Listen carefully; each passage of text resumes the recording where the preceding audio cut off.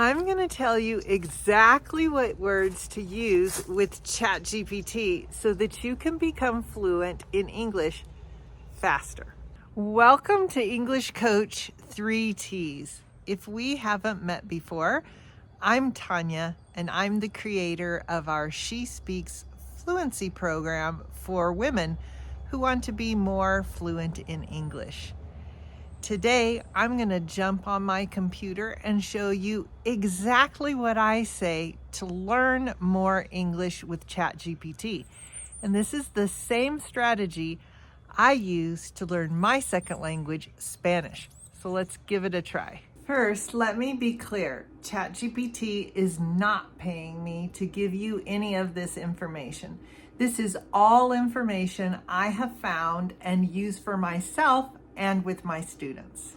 When ChatGPT first came out, I was one of the first to jump on the bandwagon and start using it right away to learn my second language, which is Spanish. You can see here how you could ask ChatGPT to define this phrase and give you 3 simple examples. And this is great. This is an easy way to use it. But you can make it even better so you can understand it more. For example, I said, "Thank you. These are great, but please make them easier to understand for intermediate ESL students." You might want to pause the video here and take a screenshot or a picture so that you can remember these prompts or these things I've written. So now that I've asked it to make it intermediate, instead of using the word trendy, it has given you an easier definition that you can understand right away and simpler examples. Right away, this makes it easier for you to understand and use what it's giving you. But there's another way that you could do it. If trendy were the only word you didn't understand, you could say, "I don't understand the word trendy." And it will just tell you what it means. And it's giving you 3 examples because I asked it to do that before. If you've been following me for very long, you know that using examples is a great way to remember vocabulary, especially if you make it personal to you. So you could take one of these examples here or one of these here and make it yours. In other words, you could say, "Wearing jeans with holes in them has never been trendy in my country."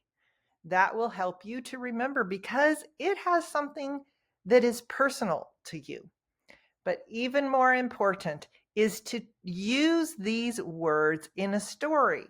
So this is a prompt or something you are going to want to write that will really help you.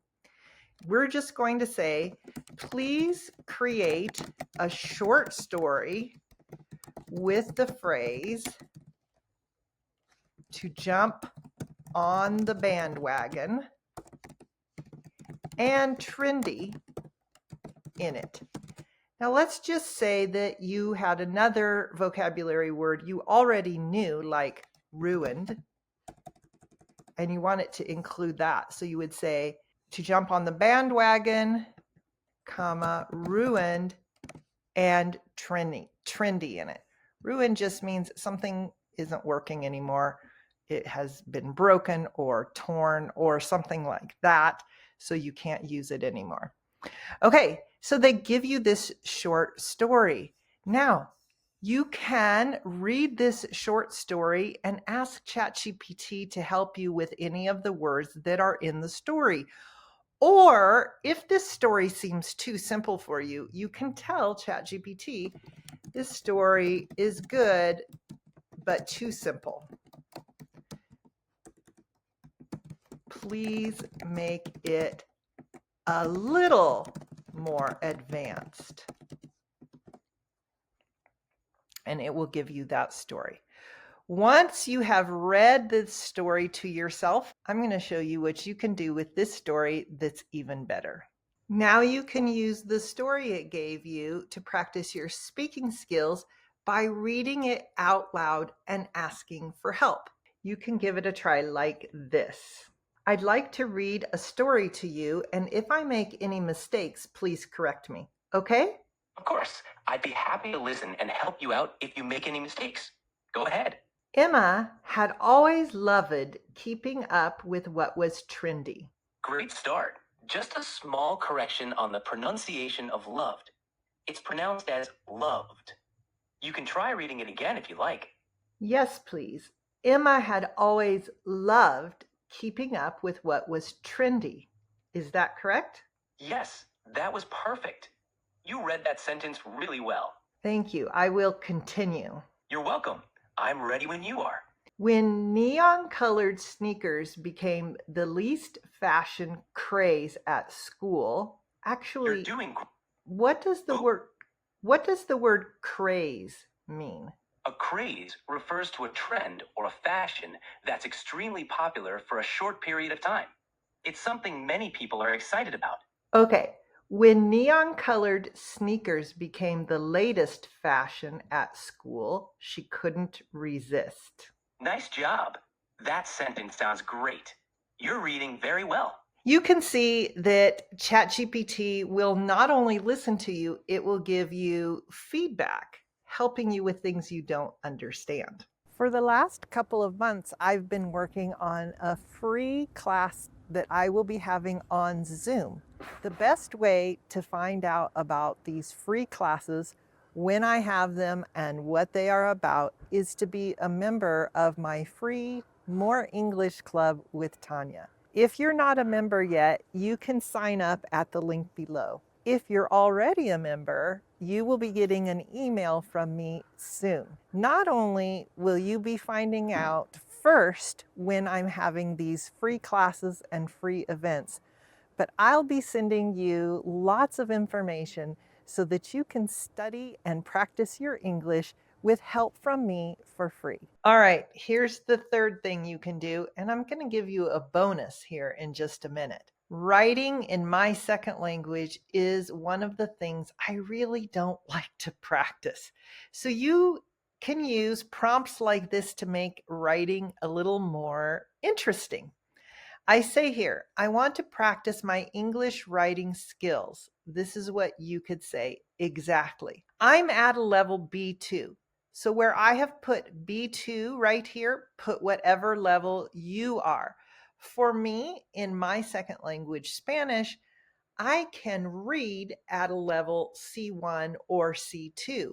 But for writing, I like to practice a little bit lower because it is helpful for me and makes it a way that I'm more likely to practice. And then I say, please give me 5 prompts to begin. And when I let ChatGPT work on that right away, it gives me 5 different things that I can write about. The great thing is I can choose any of these. If none of them are interesting to me, I can actually say that. None of these interest me. Please give me more interesting prompts. It's going to do that for me right away, but even better, once I begin to write on any of these prompts, I can choose any of these that it's given or use something that I got from a book or my teacher or a fellow learner. And then when I start to write on one of these prompts, I can ask it for help. So let me do a little bit of that and then we'll come right back. I decided to use number 5, rewrite the ending of a movie. And I asked this exact question. I want to write about the ending of a movie. How can I say I want to change the ending of my favorite book in a more interesting way? So I used this prompt, but I'm more likely to read a book than watch a movie. So I just changed it to a book. And look, it gave me 5 ways to say the same thing in a more interesting way. Being able to say the same thing in another way is one of the best ways to improve your fluency and to move from intermediate to advanced. So I can choose any of these and begin writing. Once I've written for a while, I can simply ask ChatGPT, please give me suggestions and corrections on what I have written. And ChatGPT right away will do this. Another thing that I do is ask ChatGPT to count how many times I've written on this one screen. So you can see here that it's called Jump on the Bandwagon. And if I have written at different times or in different days, ChatGPT will count how many times I've done that so I can see if I'm going to reach my goal. And here's my bonus suggestion.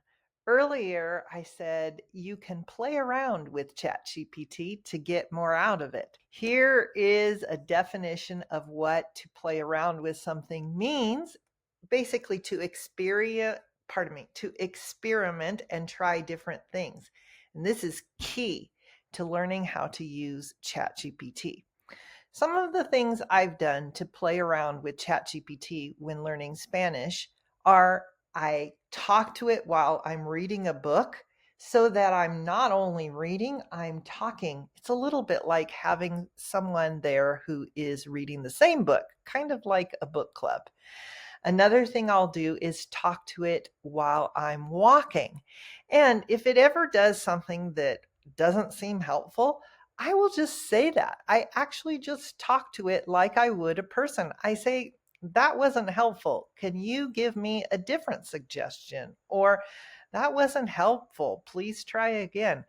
It's amazing how much I've learned about using ChatGPT simply by talking to it in my second language. And you can do the same thing by talking to ChatGPT in English. Since you're watching this video, that tells me that you want to be fluent in English faster. So next, you're going to want to watch this video to know more about how you can create a plan to do that and use what you've learned today about ChatGPT. I'll see you there.